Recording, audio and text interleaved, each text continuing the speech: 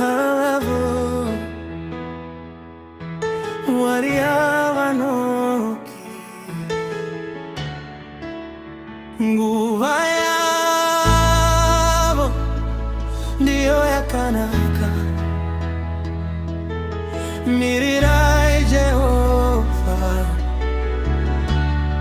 mache itazwa bakabimbisa ndakamirira ndichinamata moyo wangu zingaperi tariro makanzwa kuchema kwangu mukati mwanangu mirira makandisimbisa nerudo makandipa rugare ndinoziva zose zamunoita zvine nguva yazo kana musuwo wavharika munovhura umwe kana nzira ikaoma munotungamirira nguva yavo ndiyo yakanaka Jehova vakanganisi nguva yavo ndiyo yakanaka zvose vanozviita zvakanaka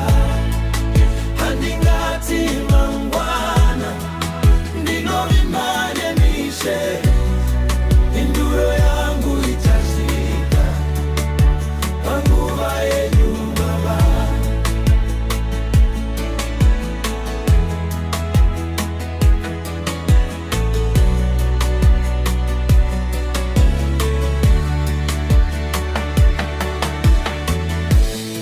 Aburamu akamirira asi chivimbiso chakasvika Josefa akatsungirira Mwari vakamusimudza neni ndicharamba ndichitenda handidzokeri shure Mwari avasimu vanotendeka nguva dzose kana ndichichema munondinyaradza kana ndichimirira munondisimbisa mwaka wangu uchasvika neropafadzo zhinji ndichaimba ndichifara nokuti Mwari vapindura nguva yavo ndiyo yakanaka Jehova vakanganisi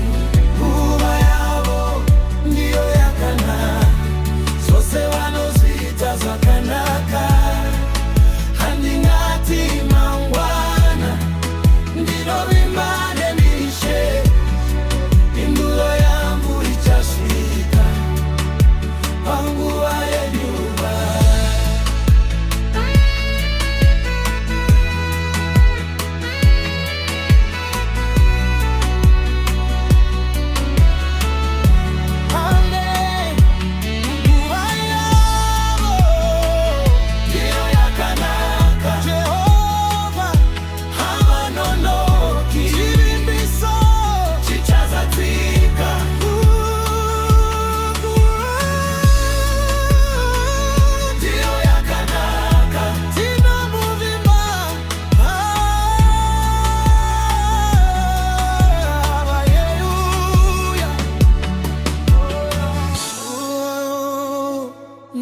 Yakanaka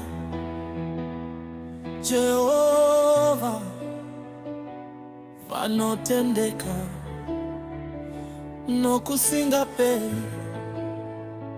Amen. Hallelujah. Amen.